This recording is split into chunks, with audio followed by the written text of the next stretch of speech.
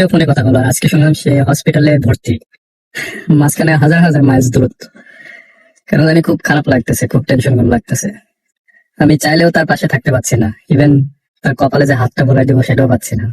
আপনার আমাদের ভালোবাসার মানুষ, আপনাদের কাছে সিম্পাথি চাইতেছি না, জাস্ট দোয়া চাইতেছি, দোয়া করুন। প্রিয় সহধর্মিনীর জন্য কান্না করছেন বাপ্পি। কালকে রাতেও স্মৃতির সাথে কথা হয়েছে, হঠাৎ করে কি এমন হয়ে গেল যে শেষমেশ তাকে অক্সিজেনের মাধ্যমে এখন বাঁচিয়ে রাখা হচ্ছে। প্রিয় সহধর্মিনীর এই অবস্থা দেখে মেনে নিতে পারছেন না বাপ্পি। ভিডিওর মাধ্যমে কান্না করে জানিয়েছেন, হাজার হাজার মাইলের দূরত্ব আমাদের দুজনের মধ্যে, চাইলেও তার কাছে যেতে পারছি না, তার মাথায় হাত বুলিয়ে দিতে পারছি না, কেন যেন ভেতর থেকে ভেঙে পড়ছি, খুবই খারাপ লাগছে, মেনে নিতে পারছি না।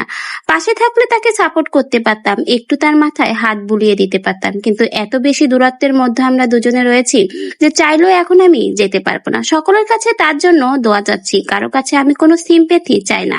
আপনারা সকলেই আমার ভালোবাসার মানুষ, প্রিয় মানুষ, সকলেই আমাদের জন্য দোয়া করবেন, স্মৃতি যেন খুব দ্রুতই সুস্থ হয়ে যায়।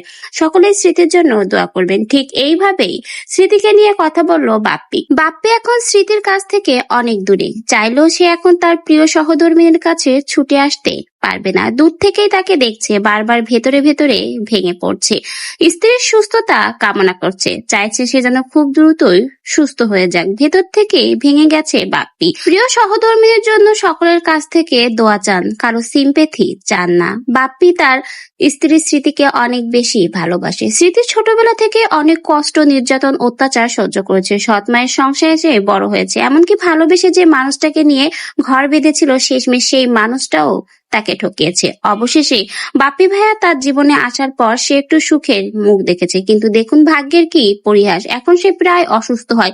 প্রায় দেখা যায় স্মৃতি অনেক বেশি অসুস্থ হয়ে পড়ে এবং তাকে হাসপাতালে নেওয়া হয়।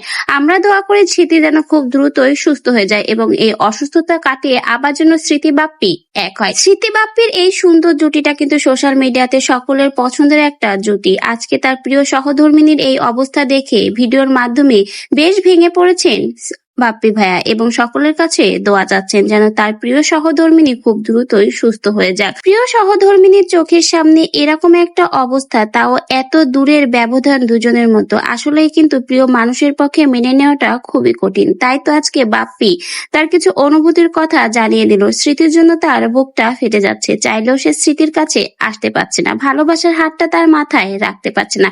এর থেকে কষ্টের আর কিছুই নেই।